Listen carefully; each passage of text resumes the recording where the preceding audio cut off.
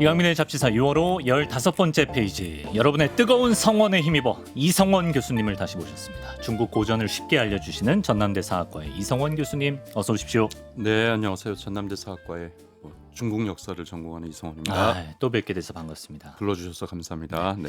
지난 서유기 편 반응이 굉장히 좋았는데 혹시 뭐 댓글이나 이런 걸 좀 찾아보셨나요? 네, 뭐 영상도 보고 댓글도 솔직히 봤습니다. 네. 제가 봐도 좀 흥미로웠고 예. 또 이 구독자분들의 아주 뜨거운 반응에 좀 놀랐습니다. 어. 네, 그리고 잡지사의 수준이 굉장히 높구나, 우리 구독자분들이. 아, 그렇군요. 뭐 목소리도 좋으시고 뭐 전달력도 좋으시고 무엇보다 내용이 참 좋았다, 이런 반응들이 많았는데요. 그래서 오늘은 저희가 교수님과 삼국지와 더불어 중국 역사 소설의 양대 산맥으로 꼽히는 작품이죠. 소설 초한지 이야기를 해보려고 합니다. 이제 많이들 아시다시피 초한지의 역사적 배경은 항우와 유방의 초한 전쟁인데요. 먼저 당시 시대적 배경부터 한번 짚어주시면 좋을 것 같습니다. 네, 뭐 초한 전쟁인데 유방과 항우 얘기지만 사실 이 이야기의 모든 출발점은 바로 중국 최초로 통일 제국을 수립한 이 진시 황제에서부터 시작되는 것 같아요. 예. 진시 황제가 처음으로 제국을 수립하고 또 황제가 된 그런 엄청난 위협에도 불구하고 이제 진시 황제가 기원전 210년경에 이제 죽음을 맞게 되죠. 그렇게 되면서 그 이듬해인 기원전 206년경에 진승이라는 사람이 반란을 일으키게 되면서 이 반란을 기점으로 마치 요원의 들판에 불이 타오르는 것처럼 천하 각지에서 이제 반란이 막 일어나게 돼요. 예.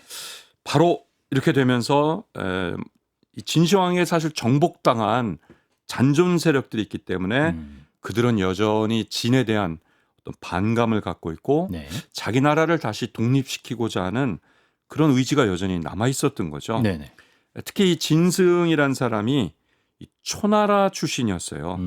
그래서 이 초나라 출신의 항우와 유방도 이 반란에 이렇게 가담하면서 이 웅대한 영웅서사가 시작이 되는 거죠. 예. 초나라가 아무래도 가장 마지막까지 좀 세력을 유지하면서 저항을 했기 때문에. 그렇죠. 거의 막바지. 기원전 223년 가장 저항을 하다가 또 진에게 멸망당하고 마지막 제나라가 멸망당하면서 천하통일이 되었던 거거든요. 예.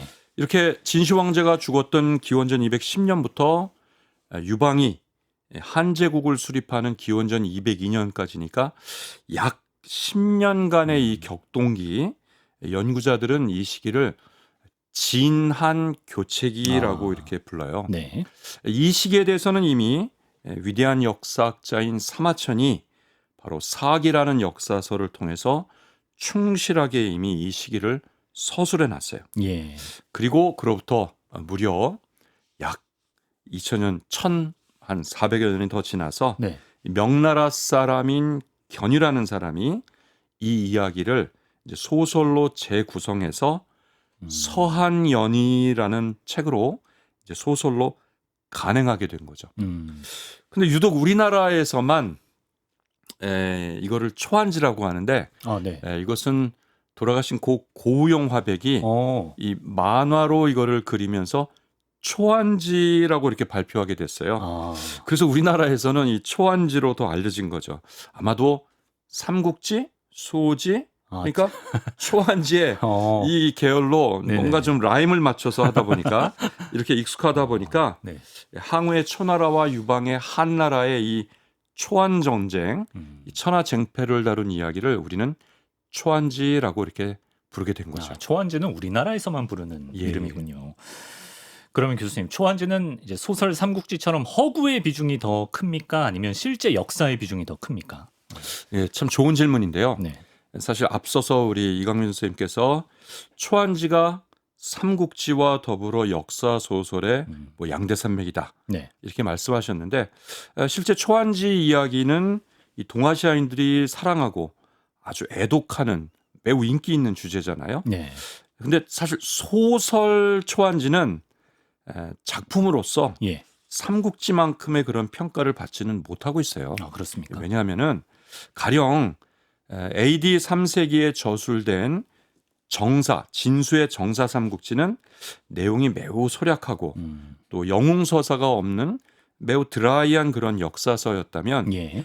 그로부터 1100여 년이 지나서 14세기에 간행된 이 소설 삼국지 연의는 매우 웅대하고 또 무궁무진한 그런 영웅서사를 통해서 독자적인 작품으로 인정받는 거죠. 네. 그리고 지금 동아시아의 가장 위대한 고전이 되었잖아요. 그렇죠. 근데 거기에 비해서 이미 네. 기원전 2세기 후반에 사마천이 저술한 사기가 이 격동 시기에 등장한 두 영웅의 이야기를 너무도 매력적인 영웅 서사로 이미 거의 완성을 한 거예요. 예, 예. 그리고 그때부터 이미 수많은 사람들이 애독하고 이 두 영웅에 대한 이야기를 인용한 거죠. 근데 그것을 소설의 전성기인 이 명대에 가서 이 견이라는 사람이 사기에 흩어져 있는 여러 이야기들, 본기편, 열전편에 있는 여러 이야기를 다시 묶어서 재구성한 정도라고 볼 수 있어요. 그 정도. 그러니까 네네. 애초에 사마천 사기에 적힌 기록 자체가 뭐 소설만큼이나 참 박진감 넘치고 그렇죠. 재미있다 이런 네네네. 말씀 같은데요. 자, 오늘은 뭐 실제 초안 전쟁 이야기에 우리가 좀 더 초점을 두고 스토리를 풀어주실 예정이고 또 소설에서 더 재미있게 드러난 부분이 있다면 짚어주셔도 좋겠습니다. 일단 주인공들에 대해서 한번 알아보겠습니다. 천하를 두고 싸운 두 남자 항우와 유방 이 두 사람이 출신, 능력, 성격 모든 면에서 아주 달랐다고 하셨는데 이 두 사람은 어떤 인물들이었습니까? 네, 아마 역사를 좋아하는 분들, 또 역사가 매력적인 이유 중에 하나는 바로 유비와 조조라든가 뭐 제갈량과 사마이, 그리고 현대사에서는 모택동과 장개석처럼 이 동시대 이 라이벌이 있기 때문이라고 그렇죠, 보는 그렇죠. 거죠. 예.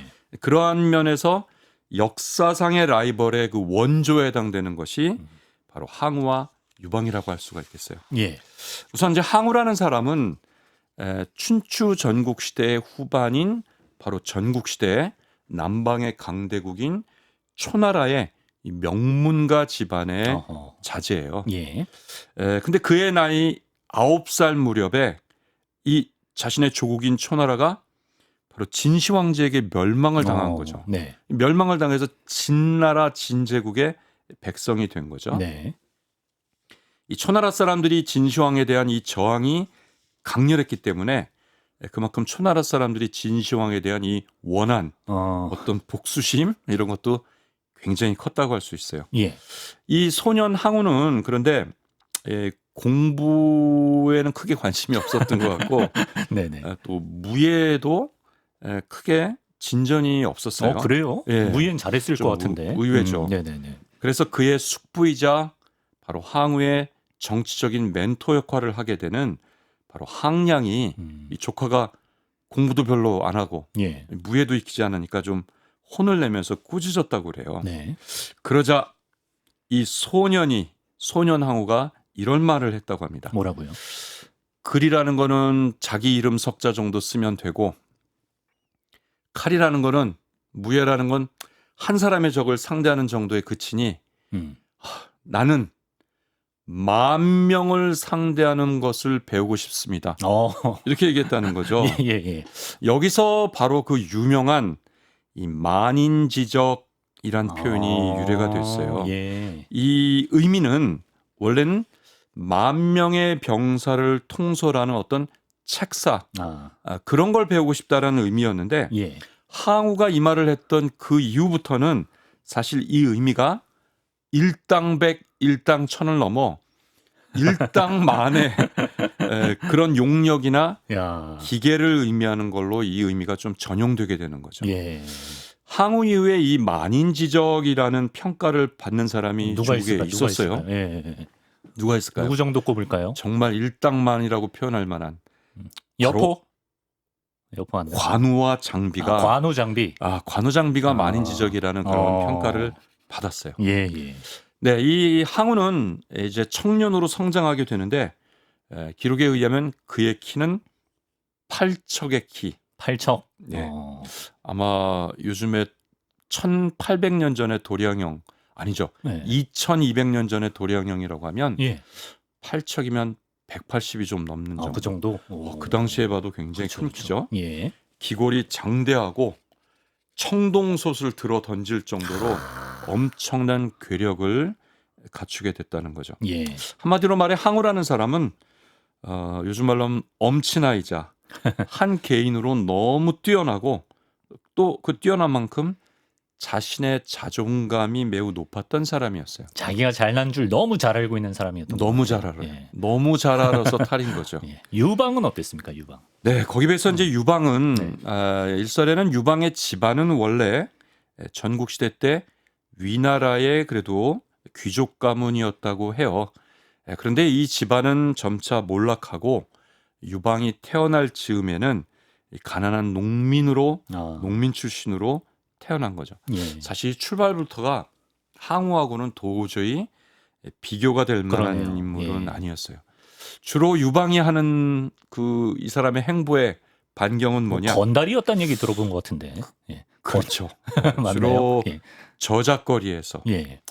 그리고 장사하는 사람, 뭐 불량배, 뭐 수배범 뭐 이런 사람들과 주로 어울리고 예. 사마천은 이 사람을 호색급주, 호색급주. 예, 주색을 좋아한다고 그렇게 썼어요. 예. 술과 여자를 좋아했다고 하니까 네. 이 전형적인 한량이었던 거죠. 그런데 다만 사마천의 기존의 역사 서술과는 조금 이례적으로 네. 사마천이 유방에 대해서 조금 이례적인 그런 표현을 했어요. 어떤? 이 유방이라는 사람은 태어날 때부터 그의 어머니가 태몽에 뭐 교룡의 태몽을 꿨다라든가 교룡, 용이요. 상상 속의 그런 용이에요. 예. 그리고 그의 얼굴은 두 미간 사이에 이마가 좀 돌출돼 나왔는데 오. 사마천은 이 인물의 관상을 용안이라고 이렇게 표현했어요.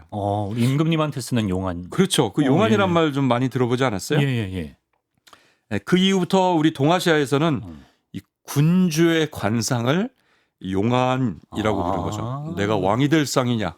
바로 용안을 말하는 거예요. 여기서 시작된 거네요. 예, 여기서 바로 예. 시작된 거죠. 네.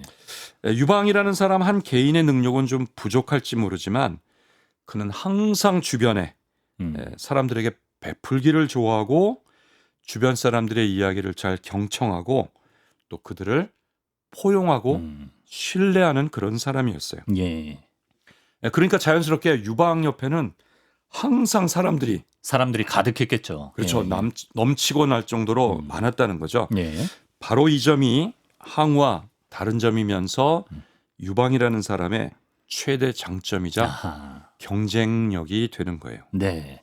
참 여러모로 출신부터 뭐 하는 일부터 차이가 컸던 두 사람인데, 자 그러면 항우와 유방은 처음부터 라이벌 관계였을까요, 교수님? 아니죠. 전혀 아니었어요. 이제 진시 황제가 죽고 초나라 출신인 진승이 반란을 일으키면서 이 두 영웅도 바로 진나라를 몰아내고 자신들의 조국인 초나라를 회복한다라는 바로 동일한 목표, 이런 목적을 가지고 그들이 강호에 나온 거잖아요. 예. 그러니까 일종의 전우이자 동지애를 가졌던 그런 사람이라고 할 수 있는 거죠. 네. 이제 항우가 워낙 뛰어나고 기계가 대단하다 보니까 이제 항우의 명망은 이미 이 반진 세력 가운데서도 단연 두드러졌고, 근데 점차 유방도 공을 세우게 되면서 예. 이제 만나게 된 거죠. 만났지만 제 생각에 항우의 눈에는 네. 유방이라는 사람은 뭐 경쟁자는커녕 별로 이렇게 의식되지 않는 그런 인물로 처음엔 보였을 게 확실해요. 존재감이 없었다. 그렇죠. 예. 예. 그때 초나라 출신의 이 반란 세력들은 이 초나라 사람들을 규합하기 위해서 예. 무너졌던 망했던 초나라의 왕족의 후예를 모셔서 네. 이 사람을 초회왕이라고 이렇게 부르면서 예. 이 사람을 중심으로 초나라 사람들이 이제 구심점으로 해서 모이게 됐어요. 예. 근데 이 초회왕이 네. 진나라 관군과의 전쟁이 벌어지던 한참 그 즈음에 네. 이런 말을 공언하게 되는 거예요. 바로 진나라 수도가 있는 함양에 먼저 입성하는 자에게 그 관중 땅의 왕으로 분봉해 주겠다라고 공언을 하게 된 거예요. 진나라 수도 함양에 먼저 입성하면 그 관중 지역에 관중 왕을 만들어주겠다. 네, 그걸 아. 공언한 거죠. 이 관중에 먼저 입성하는 자에 대한 공을 예. 치하하고 인정하겠다는 거를 그 사람에게 일종의 이니셔티브를 선언하게 된 거죠. 야, 이렇게 되니까 이제 이 그쵸. 관진 세력들이 경쟁하듯 바로 레이스네. 관중에 들어가 또 함양성에 입성하려고 막 진군을 하게 된 거예요. 예, 누가 먼저 함양에 입성할 것인가. 이때부터 이제 항우와 유방의 본격적인 경쟁이 시작되는 건데요. 글쎄요, 뭐 제 생각에는 당시 어떤 입지나 세력을 보면 아까 항우에게 유방은 약간 존재감도 없을 정도라고 하셨으니까 이제 항우가 먼저 들어가지 않았을까 싶은데 결과가 어땠나요? 네, 누가 봐도 항우의 선점이 좀 예상이 되잖아요. 그런데 예상치 못한 변수가 생겼어요. 어? 바로 그 초회왕이 예, 항우에게 어려운 임무를 갑자기 맡기게 된 거예요. 어떤 인물을 맡겼나요? 당시 이 화북 지역에 이 조나라 지역에 거록성이 있는데 예, 이 거록성이 진나라의 명장인 이 장안이 이끄는 광군에게 이제 함락될 그런 위기에 처한 거예요. 어, 그러다 보니까 이 조나라에서는 초나라 지역이 워낙 이 반란 세력이 강력하니까 초회왕에게 SOS를 보낸 거죠. 아, 예, 근데 그거를 이 회왕이 항우에게 가서 예, 조나라를 구원해 줄 것을 명령한 거예요. 항우 바쁜데 절로 가야 되나요? 그렇죠. 이제 예. 함양으로 가기도 바쁜데 예, 예. 그런데 항우로서는 이 거록성으로 진군하는 명령을 거부하기가 좀 어려웠어요. 네, 왜냐하면 항우의 정말 아버지 같고 예, 자신의 정치적 멘토였던 이 숙부 항양, 항량이 바로 그 직전에 이 정도성의 전투에서 바로 진나라의 명장 장안에 의해서 죽음을 맞았던 거예요. 아, 그렇군요. 그러니까 항우로서는 숙부의 복수를 또 해야 되고 그렇지, 그렇지. 그런 명분을 해야 되기 때문에 이 거록성의 구원병으로 가는 것을 또 거부하기도 어려웠던 딜레마였던 거죠. 그러네요. 예. 진나라 장안은 그 큰 반란도 앞서 막 수차례 진압할 정도로 굉장한 명장으로 알고 있는데 이제 항우의 숙부도 죽게 만든 인물이기 때문에 항우는 그쪽으로 갈 수밖에 없었다. 함양 대신 거록으로 가는군요. 그렇죠. 이제 한참 네. 북으로 돌아가서 가야 되는데 네. 함양도 빨리 가야 되고 근데 거록성 전투도 해야 되니 이 전투에서 바로 항우는 네. 극단적인 전략을 구사하게 돼요. 어떤 전략을? 이 거록성을 가기 위해서는 이제 황하를 건너서 병사들과 배를 타고 건너가야 되는데 배를 타고 황하를 건너갔어요. 예. 간 다음에 항우가 자신들이 타고 온 배를 모두 물에다가 침몰시키고 그리고 병사들이 밥을 해 먹어야 되는데 이 취사에 쓰이는 솥단지 같은 거를 전부 부셔버린 거예요. 승리하지 못한다면 황하를 다시 돌아갈 수도 없고 예, 배가 없으니까 예. 또 승리하지 못하면 밥을 해 먹을 수도 없는 그렇죠. 이 극단적 위기로 병사들을 몰아넣은 바로 사생결단의 전투심을 고취시킨 거죠. 뒤가 없는 전술이네요. 예. 그렇죠. 일종의 임전무태라고 할까요? 예. 그런데 바로 그렇게 해서 이 항우와 병사들은 끝내 거록성에서 대승을 거두게 돼요. 예.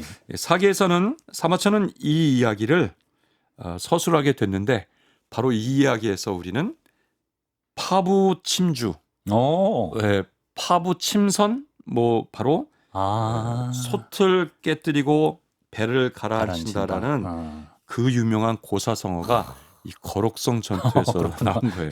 예. 초안 전쟁에서 나온 고사성어들이 많아요. 오늘도 여러 개 나올 예정이니까 유심히 들어보시기 바랍니다.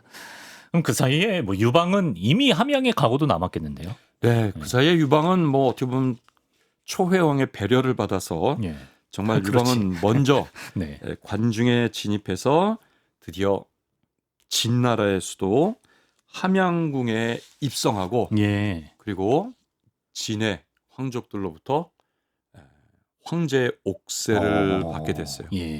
나중에 이 소식을 듣고 항우는 그제서야 정말 깜짝 놀라게 되면서 거록성 전투를 마무리하고 부랴부랴 이제 군대를 이끌고 함양으로 진격하게 된 거죠. 항우는 뒤늦게 함양으로 가게 되고. 근데 어쨌든 유방이 먼저 들어갔으니까 앞서 이제 초회왕이 약속한 대로 유방이 관중 왕이 되는 건가요? 근데 그렇지가 않았어요. 그래요? 유방이 사실 진시 황제의 함양궁에 먼저 입성했으니까 그리고 유방도 굉장히 정치적 야망이 컸던 사람이에요. 예. 그래서 당연히 이제 관중왕으로 자신이 분봉받고 음. 그리고 또 함양궁에는 창고에 어마어마한 진시 황제의 금은보화를 차지하고 또 유방은 또 여자를 또 미녀를 그쵸. 좋아하고 좋아하죠. 예. 얼마나 세속적 욕망이 막 끓겠어요. 예. 그러나 유방의 측근에는 당대 최고의 책사와 지혜로운 자들이 있었던 거죠. 바로 장량 같은 사람이에요. 이 장자방이죠. 그렇죠. 그 유명한 장량. 예. 유방은 장량의 조언을 받아들여서 창고도 그냥 봉인하고 진나라 백성을 해치는 게 아니라 그들을 보호하고 위무해주고 예. 그리고 함양을 오히려 벗어나서 네. 함양 외곽에 폐사 지역으로 자신의 군대를 퇴군하고 예. 항우의 입성을 오히려 맞아들이는 이런 자세로 기다리게 된 거예요. 이게 어떤 보관이었을까요? 예. 만약 자신의 정치적 야망을 이때 드러내게 되면 예. 이제 곧 항우도 오잖아요. 예. 곧 입성하게 될 이 항우와 적대적으로 충돌한다는 거는 당시의 유방으로서는 도저히 막아낼 수 없는 워낙 막강한 그런 세력이었던 거죠. 예. 그리고 또 유방의 정치적 야망을 이때 드러낼 필요는 없었던 것 같아요. 이런 게 장량의 바로 조언이었던 거죠. 예. 그래서 유방은 이렇게 주변에 장량, 소화, 조참, 뭐 번쾌 등 고향인 폐연에서부터 오랜 기간 동안 심지어 저작거리에서부터 끈끈하게 맺어온 자신들의 부관들의 이야기를 경청하고 잘 수용했던 사람이 바로 유방이었던 거예요. 확실히 유방은 항우처럼 혼자 막 다 해결하려는 그런 스타일이 아닌 것 같고 주변에 좋은 사람들을 두고 또 그 사람들의 조언을 잘 들을 줄 아는 인물이었던 것 같습니다. 네, 맞아요. 그래서 사마천을 비롯해서 이제 후대 역사가들은 도대체 유방의 경쟁력이 뭔가, 유방과 그 주변에 있는 사람들의 이런 인적 관계와 인적 네트워크를 바로 협의 세계라고 표현을 했어요. 협? 그렇죠.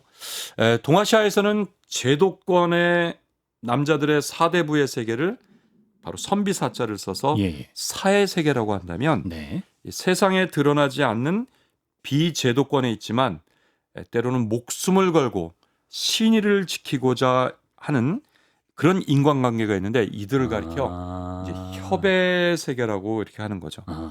실제로 사마천이 네. 사기를 저술하면서 전체 130개의 챕터, 사기 130권 분량 중에서 네. 이 협의 세계에 있는 인물들을 이미 사마천이 2권의 분량으로 그들에 대해서 저술해 줬어요.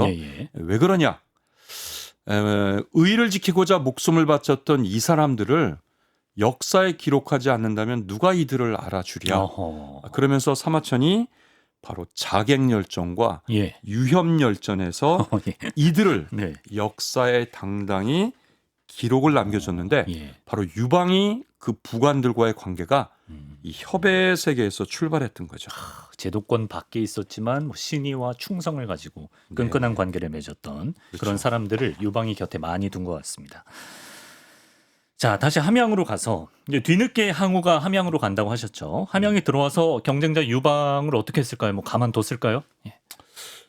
그렇지는 않은 것 같아요. 이제서는 이제 항우도 유방을 좀 의식하고 정말 라이벌로 좀 생각을 할까?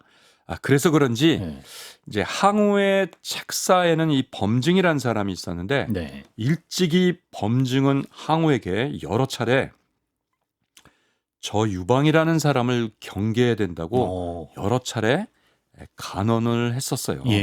그런데 또 예상대로 이 유방이라는 사람이 함양에 먼저 입성하자 이번에야말로 반드시 그를 제거해야 후환이 없을 거라고 하면서 함양에 입성하기 직전에 그 초입에 홍문이라고 하는 곳이 있어요.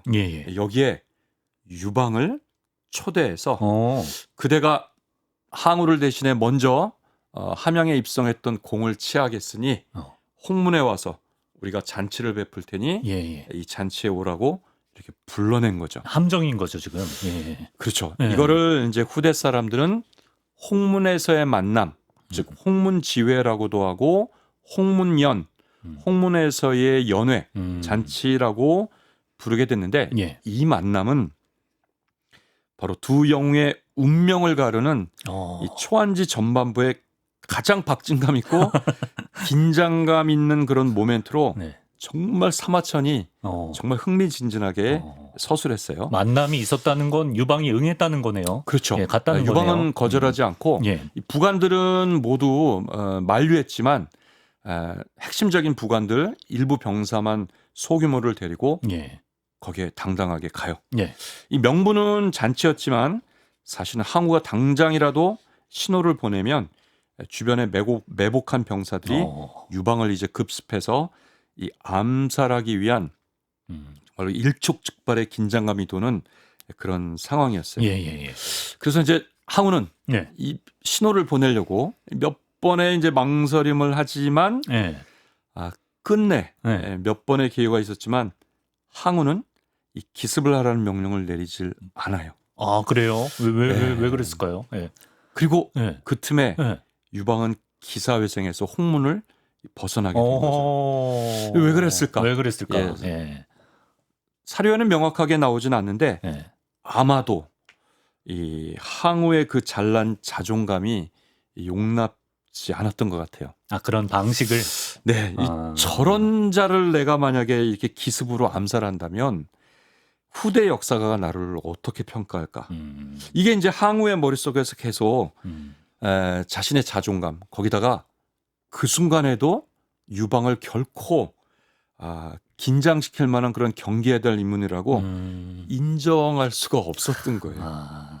사실은 이 정치가로서 이 냉정한 결단을 내리지 못하고 이 자리에서 라이벌을 제거하지 못한 이 항우의 선택으로 인해 예. 이것은 끝내 나중에 부메랑이 돼서 예. 파국의 운명을 감내해야 됐어요. 예. 눈앞의 라이벌을 제거할 기회를 항우가 이렇게 흘려보냅니다. 네, 이 듣기만 해도 재밌네. 홍문연의 이 모멘트는 후대 수많은 작품과 네. 그런 곳에 이제 오마주와 패러디가 돼서 재현되게 되는 거죠. 중국집 이름 중에도 본 것 같기도 하고. 그렇습니다. 앞서 이제 유방 같은 경우에는 일부러 함양 외곽으로 벗어나는 그런 행보를 보였잖아요. 네. 함양에 들어온 항우의 행보는 어땠습니까? 이게 정말 유방과는 전혀 달랐어요. 예. 이 홍문제를 마치고 다음날 함양에 입성한 항우는 우선 첫 번째 진나라 백성들을 무자비하게 잔혹하게 다 학살을 해요. 아, 그래요. 그리고 함양궁을 완전히 무참하게 파괴한 거죠. 그리고 아마도 진시황제 무덤까지 추적해서 일부는 파괴한 걸로 알려져 있어요. 예. 그리고 두 번째는 이제 진을 멸망시켰잖아요. 예. 그리고 관중을 이제 항우가 사실 차지했어요. 그렇죠. 근데 이 관중을 버려두고 그는 고향인 초나라 지역에 팽성으로 귀향하려는 거예요. 아, 다시 돌아가려고 합니까? 네, 그러니까 당연히 부관들은 예. 만류하면서 장군 어찌하여 다시 고향으로 돌아가시려 합니까? 하고 만류하는데 예. 천하의 중심인 이 관중을 어찌 포기하고 가느냐고 막 만류를 하게 되는 거죠. 근데 그때 항우의 대답은 다음과 같았다 그래요. 네. 이 아무리 멋진 비단 옷을 입은들 내가 밤길을 나간다면 누가 이 아름다운 비단 옷을 알아주랴. 내가 우리 조국을 멸망시킨 이 진나라를 내가 드디어 멸망시켰는데 예. 고향에 가서 고향 사람들에게 이 위협을 알리지 않는다면 누가 나를 인정해 주겠느냐. 이렇게 대답을 한 거예요. 내가 잘한 거 빨리 가서 보여주고 싶다는 건가요? 네, 그렇죠. 네. 바로 이 이야기에서 예. 이 항우의 답변에서 바로 그 유명한 금의환양이 바로 만들어진 거죠. 비단 옷 입고 고향으로 돌아간다. 네, 당시 이 20대 청년의 이 대답이 얼마나 소박하고 순진해요, 정말. 예. 그리고 셋째는 셋째. 진을 멸망시키고 천하를 얻은 항우는 자신은 그 고향으로 돌아가서 그 지역의 땅을 통치하면서 자기 스스로를 초나라의 왕, 서초패왕이 되고 나머지 천하는 18명의 공신이나 일족들에게 위임시켜서 땅을 분봉시켜줬어요. 어. 이것은 바로 춘추전국 시대에 500여 년의 역사가 지나가면서 결국 진시황제가 그 이전 시대의 봉건제도를 종식하고 중앙 집권적인 군현제도를 확립했는데 항우는 그 역사를 거꾸로 돌려서 다시 봉건제도로 회귀시킨 거예요. 그러네요. 예. 네, 이 점이 아마 항우의 세 번째 패착으로 보이고 유방은 어떻게 됐을까요? 유방 어떻게 됐습니까? 예, 넷째 항우는 예. 홍문지에서 제거했어야 될 이 유방을 보내줬죠. 그나마 공을 세운 그에게도 땅을 분봉시켜줬어요. 예, 예. 대신 이제 노른자위의 중요한 땅을 분봉시키진 않고 네. 바로 관중평야 아래의 진령산맥도 아래에 좀 작지만 분지형의 땅 거기에 한수가 흘러서 이 땅을 한중 땅이라 그러는데 우리 한강도 서울에 있잖아요. 예. 그래서 거기서 나온 말인데요. 아. 그 한중 땅으로 바로 유방을 분봉시켜 준 거죠. 험지 느낌이 나네요. 예. 네, 뭐 이런 그 항우의 행보를 보게 되면은 네. 어떤 정치가로서는 그 천하 대세관이 상당히 미흡하고 또 결단력이 부족한 정치가로서는 좀 아마추어에 가까운 그런 네. 패착이라고 볼 수가 있겠어요. 네, 몇 가지 패착을 이렇게 짚어주셨습니다. 그래도 뭐 아직까지는 항우의 위세가 좀 더 공고해 보이지 않나 유방보다는 그런 상황인데, 근데 본격적인 초한 전쟁은 이제부터 시작이라면서요? 그렇죠. 예. 예, 본격적인 초안 전쟁은 바로 이때부터죠. 바로 항우의 초나라와 유방의 한나라가 이때부터 본격적인 초안 전쟁을 벌이는 거죠. 예. 예. 이 진이 멸망하고 이제 항우가 18제후들에게 땅을 분봉해서 사실 천하가 이제 안정되지 않을까 그렇게 생각했었어요. 네. 근데 이제 이 제후들마다 물에 빠진 사람 구해주면 뭘 요구한다더니 이 제후들마다 뭐 농공 행상을 벌이며 왜 이 땅에 나를 분봉했냐 더 좋은 땅을 해야 되는데 그러면서 불만들이 노출되면서 심지어 몇몇 제후들은 항우에게 반란을 일으키기도 했어요. 그렇군요. 네. 특히 그 험지에다 분봉시켜준 한중에 유폐되듯이 분봉된 이 유방은 유방. 예. 한중에 조용히 이렇게 운거하는 듯 보였지만 역시 호신탐탐 그의 그 관중 땅에 대한 야망과 집착을 결국 버리지 못하고 네. 결국 진령산맥을 넘어 관중을 장악하고 예. 그리고 반진거병의 그 구심점이 지난번에 누구였다고 그랬죠? 초나라 왕족의 후손인 회왕이었는데 회왕. 예. 이 회왕을 사실은 항우가 나중에 죽여버리거든요. 아, 그렇군요. 예. 바로 초회왕을 항우가 살해한 거를 명분으로 삼아 여러 제후왕들을 연합해서 예, 예. 무려 56만 대군, 약 50만의 대군을 이끌고 야. 항우와의 전쟁을 선포하게 돼요. 예, 예. 이때가 이제 기원전 205년경이니까 본격적인 초안 전쟁이 이제 시작된 거예요. 이게 팽성대전인 거죠? 그렇죠. 예. 바로 그때인 거죠. 예, 예, 예. 네, 이 마침 이제 항우는 네. 그때 팽성을 벗어나서 북쪽 성양성에서 이 제나라와 전투를 벌이고 있었기 때문에 네. 이 유방의 연합군이 팽성을 상당히 쉽게 우선 함락하고 네. 아주 승리를 만끽하는 그 즈음이었어요. 그러자 항우는 급히 예. 10만도 아니고 정예병 딱 3만을 각출해가지고 3만의 병사를 거느리고 팽성으로 진군했는데 네.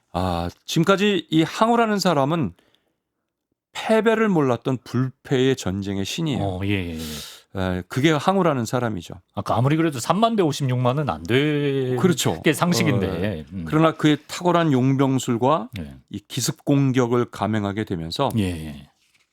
그야말로 파죽지세로 이 연합군을 격파하며 당시 기록에 의하면 무려 20만의 병사가 그 황하의 지류인 사수물가와 수수물가에서 예. 20만의 병사들이 익사하거나 살해되면서 얼마나 많은 사람들이 그 물가에 죽었는지 강물이 흐르지 못할 지경이었다라고 그렇게 기록에 나온 거죠. 예. 이 엄청난 중과부적에도 불구하고 3만의 병사가 56만을 격파하는 이 대승을 거둔 이 팽성 전투는 그야말로 항우의 위용과 무공의 이 정점을 보여줬던 전투라고 볼 수가 재능이 있겠어요. 진짜 대단하긴 합니다. 진짜 네. 항우가. 예. 그러나 음. 팽성 전투를 정점으로 예.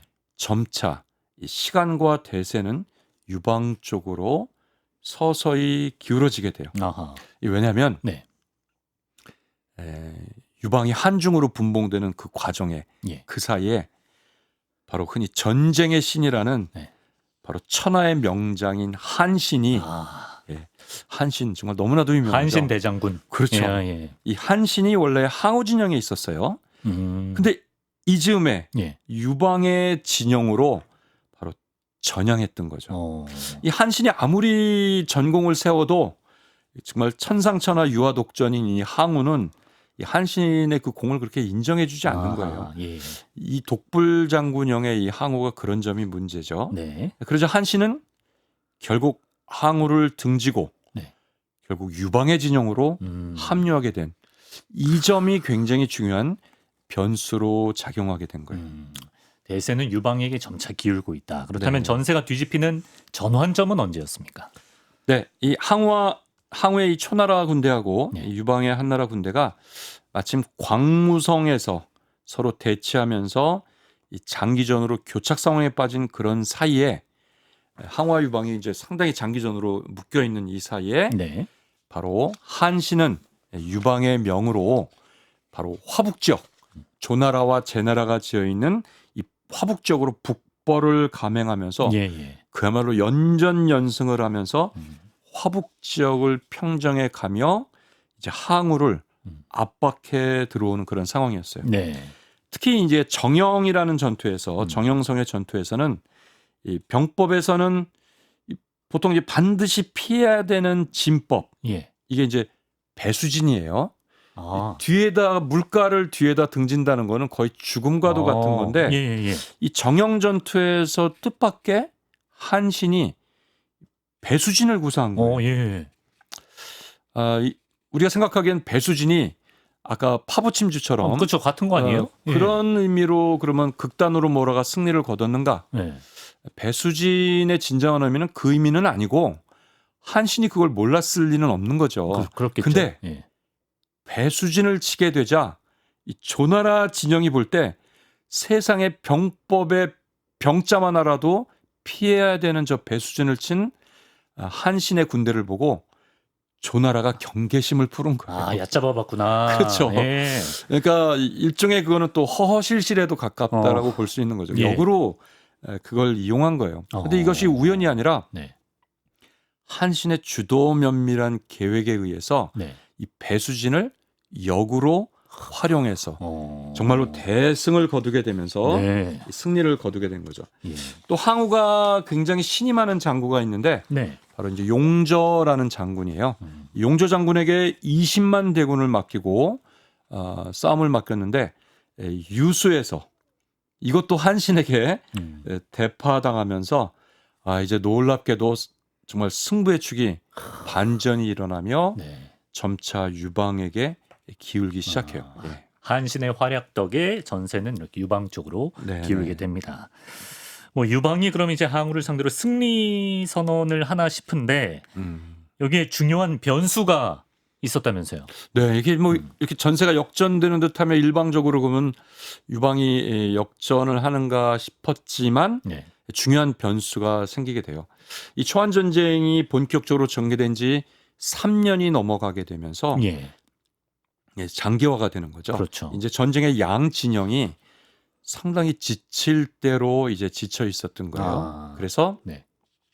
이제 항와 유방이 홍구라고 하는 곳에서 예. 이제 맹약을 맺고 그만 싸우자. 이제 지치지 않았느냐. 맹약을 맺게 되면서 예. 종전을 선언하고 합의를 하게 됐어요. 그렇군요. 그 내용은 맹약의 내용은 이제 홍구 땅을 경계로 해서 홍구의 동쪽 땅은 이제 항우가 차지하고 네. 홍구의 서쪽 땅은 유방이 지배하기로 일종의 천하 양분의 맹약을 맺었던 거죠.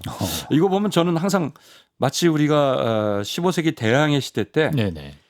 바다로 나갔던 스페인과 포르투갈이 1494년경에 또르데시아스에서 그렇지. 전 세계를 교황이 이렇게 반으로 그렇죠. 나눠져 있죠. 누가 허락도 안 했는데 둘이서 그냥 천하를 양분하는 그 조약을 맺잖아요. 이제 비슷하네요. 교황이 그거를 이제 허락해 주는데 그걸 상당히 연상시켜요. 예, 예. 예, 그렇게 맹약을 맺고 네.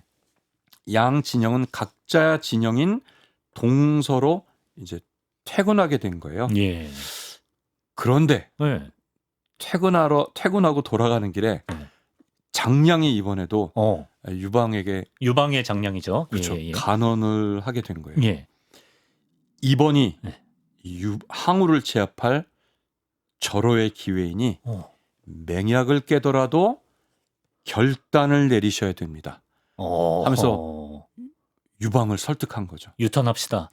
그렇죠. 예, 예, 예. 사실 이거 예. 좀 비열한 거잖아요. 그렇죠. 맹약을 약속을 깬다는 건. 좀 장자방 약간 깨는데요. 근데 예. 유방은 역시 뭘 잘하죠? 경청을 잘하잖아요. 그렇죠. 예. 경청 잘하죠. 이 맹약과 신의를 저버린다는 점에서는 좀 비열하지만 유방은 천하를 걸고 운명의 결단을 내려 야. 퇴근하는 항우를 기습하게 된 거예요. 예. 홍구의 맹약이 깨진 거죠. 네. 네, 바로 이 사건에 사실은 잠시 여담이지만 네네. 그로부터 1000년 정도가 지나서 네. 때는 당나라의 후기 후당 시대에 그 유명한 당송팔대가 문인인 이 한유라는 사람이 네. 이 홍구를 지나게 됐어요. 네. 홍구를 지나다 보니 이 한유가 문득 사마천의 사기에 이 홍구에서 항우와 유방이 격전을 벌였던 그 영웅담의 이야기가 떠오른 거죠. 생각이 났죠. 그치. 여기서 두 영웅이 맹약을 맺었었는데 네. 근데 유방이 그때 맹약을 저버리고 네. 최후의 결전을 벌였었잖아 그렇지. 하는 그 이야기가 환기가 된 거예요. 네. 뭐 환기가 될 수도 있는 거죠. 그렇죠. 고급 사대부니까. 예. 근데 정말 우리가 동아시아의 사대부들의 문화가 매력적이고 향기로운 것은 네. 거기서 그친 게 아니라 예. 한유는 거기서 한 수의 시를 지은 그렇지. 거예요. 환기만 하고 끝났으면 말씀 안 하셨겠지. 네, 이런 게 바로 예. 사대부의 문화인 예. 거죠. 시를 짓는군요. 그 시는 예. 홍구를 지나며 라는 시예요. 과홍구라는 네. 시를 짓게 된 거죠. 네. 그 시의 내용은 뭐 이런 거예요. 용과 호랑이가 싸우다 지쳐 거기서 화약을 맺었지. 예. 여기서 용과 호랑이는 항우 유방이죠. 그렇죠. 예. 예. 항우와 유방을 말하는 거죠. 예. 그러자 억조 창생의 백성들도 이제 평화를 맞이했어. 그런데 누가 장수에게 설득해서 그 말머리를 돌렸는가? 네. 그러나 그 말머리를 돌린 건 진정으로 하늘과 땅을 걸고 던진 운명의 패였구나. 라는 시를 마지막에 한유가 했는데 예. 그 시구가 바로 건곤일척이었어요. 마지막에 하늘과 땅을 걸고 운명의 패를 던졌다가 건곤일척이군요. 네, 그렇습니다. 그래서 뭐 건곤일척에 뭐 승부수를 던졌다 이런 표현을 많이 쓰는 거구나. 그렇죠. 네. 하늘과 땅을 걸고 패를 던진 정말 유방입니다. 그렇다면 승리를 했을까요? 초안지의 결과가 궁금한데요. 예. 네, 이제 전세는 역전이 됐고 쫓기는 항우는 해아에 이르러서 여기에서 패배한 다음에 산성으로 도망 들어가서 네. 성문을 닫아걸고 농성전에 즉 닫아걸고 장기전으로 돌입하게 되는 거예요. 예. 유방은 해아성을 완전히 포위하고 있던 거죠. 아하. 어쩌면 교착 상태로 장기화될 수 있었던 그날 밤 호련히 네. 그 해아성 바깥에 유방의 한나라 군대의 진영에서 네. 아주 구슬픈 초나라 지역의 노랫소리가 여기저기서 들려온 거예요. 초나라 노래. 네네네. 예. 그러자 돌연 예. 성 안쪽에 있는 초나라 병사들이 예. 급격하게 동요하기 시작해요. 어째서 적의 진영에서 우리 고향의 노랫소리가 들린단 말인가? 예. 혹시 우리 고향 초나라 지역은 벌써 함락되고 나의 부모님과 나의 처자식들은 어찌 되어 있는가? 굉장히 병사들이 동요하면서 예. 타령하고 탈주하는 병사들이 막 속출하게 된 거죠. 예. 바로 이 상황을 네. 사마천은 사방에서 들려오는 초나라의 노랫소리라 하여 어. 사면초가라고 이렇게 그렇구나. 서술하게 된 거예요. 오늘 공부 많이 됩니다. 예, 예, 도대체 그 노래가 뭐기에 예. 예. 그 음악이 뭐길래 네. 이렇게 마성 같은 힘을 발휘해서 견고한 해야성을 결국 동요시킬 수 있었다는 야, 건가? 정말 이게 흥미로운 그런 역사 기록이라고 할 수 있죠. 그러네요. 예. 전쟁사가들의 경우는 이것을 이 사면초가를 고도의 심리 전술로 이렇게 해석할 수도 있겠어요. 예. 이 병사들뿐만 아니라 네. 이 사면초가의 가장 놀란 사람은 바로 이 항우 자신이었어요. 마치 자신의 비극적인 파국을 예감한 것처럼 그는 술잔을 기울이면서 사마천 표현에 의하면 비분강개하며 네. 그는 막사에서 한 수의 노래를 부르게 되는데 아, 예. 이것이 후대 그 유명한 해아가라는 해아가. 노래예요.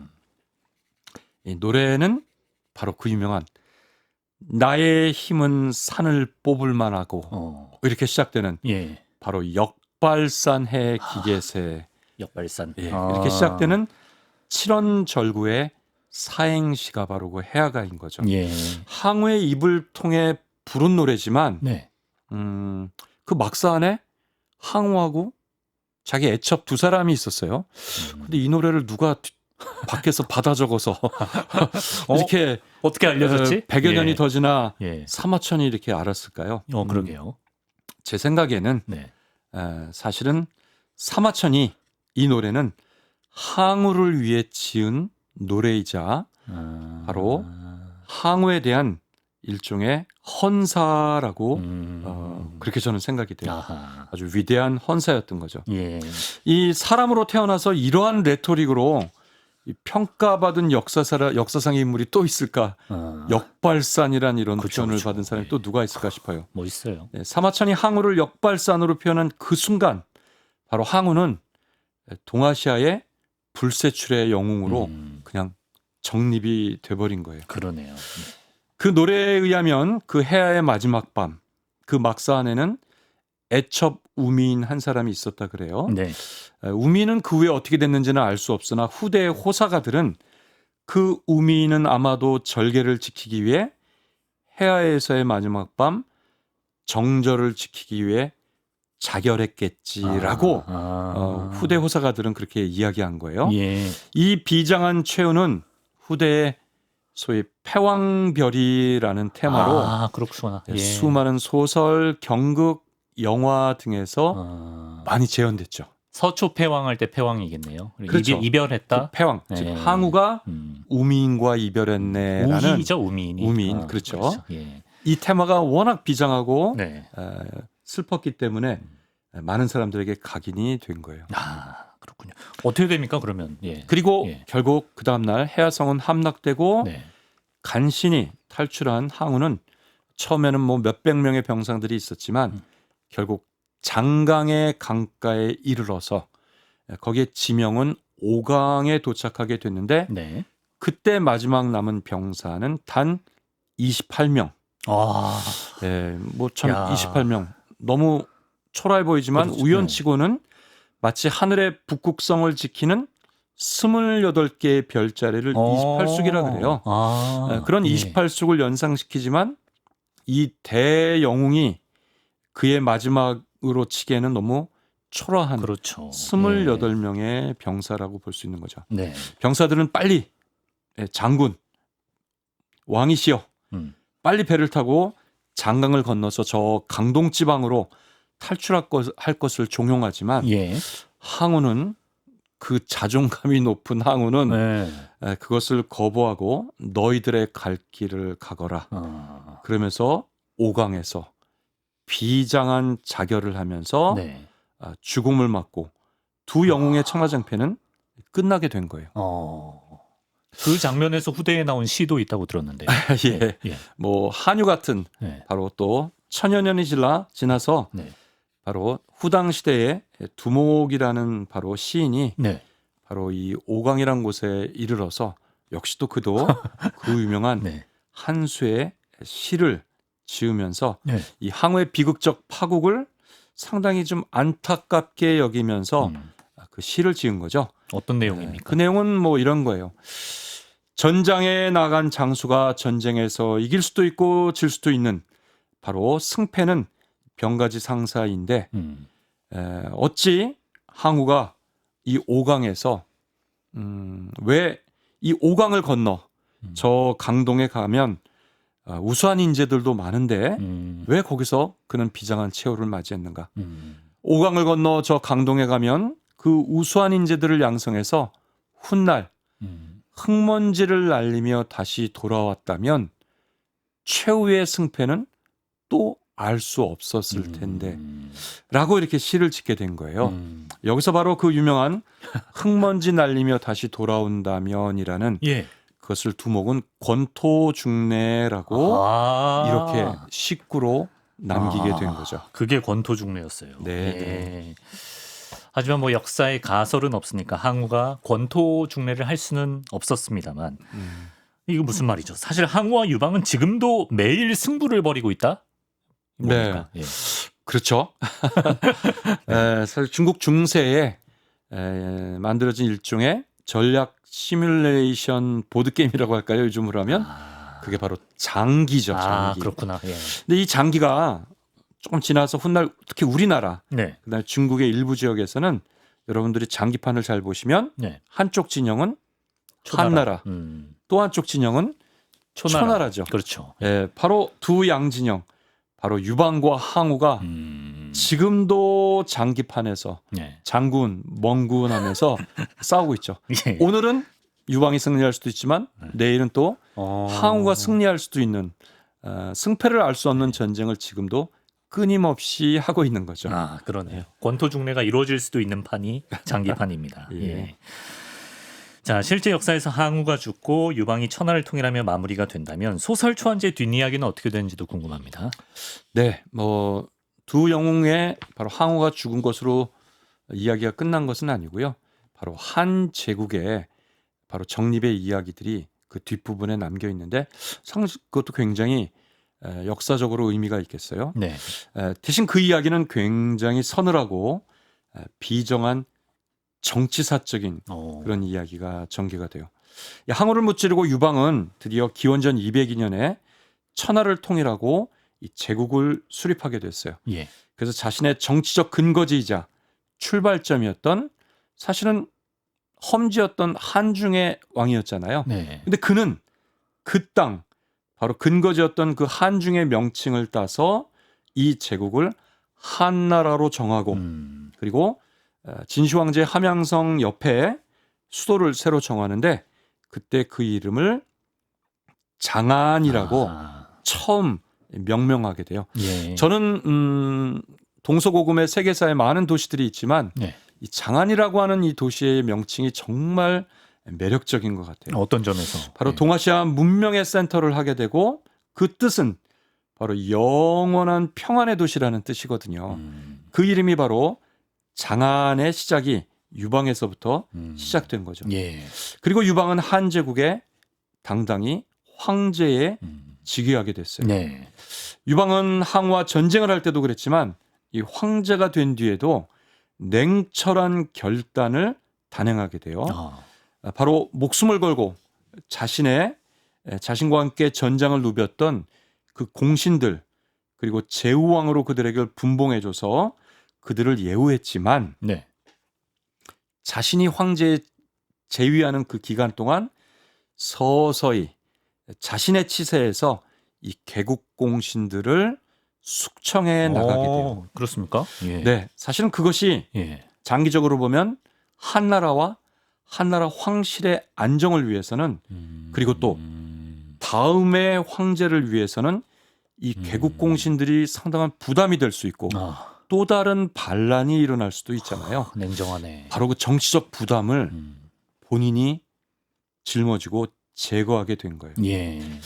수많은 공신들이 있지만 특히 한나라 황실의 한나라 공국에 가장 혁혁한 공을 세운 사람이 바로 유방이 10만 명의 병사를 지휘할 만한 장수라면 이 한신 한신. 예. 자신은 얼마든지 더 많은 병사를 거느릴 수 있다라는 말을 했는데 한신도 숙청이에요? 한신이 그거를 예. 다다익선이라고 하면서 자신의 능력을 자부했던 사람이었죠. 아, 예. 바로 전쟁의 신 한신마저 아, 숙청의 운명을 벗어나긴 좀 어려웠어요. 예. 그래서 한신은 이 비정한 정치를 결국 벗어나지 못하며 바로 그 유명한 토사구팽이라고 비유하며 아하. 토사구팽이 여기서 나옵니까? 그렇죠. 토끼를 쫓던 사냥개를 토끼를 사냥하기 팽한다는 위해서는 거죠. 예. 뛰어난 사냥개와 벽장 속에 있는 뛰어난 활을 가져와서 주인은 토끼를 잡게 되는데 토끼를 잡고 나면 이 활과 화살은 다시 창고에 던져지고 그 용맹하고 뛰어다녔던 이 개는 또 삶아서 죽음을 맞게 되는구나라고 하면서 자신의 삶을 한탄하게 되는데 운명을 한탄하는데 한신이네. 이거를 사마천은 토사구팽이라고 묘사하게 된 거예요. 예.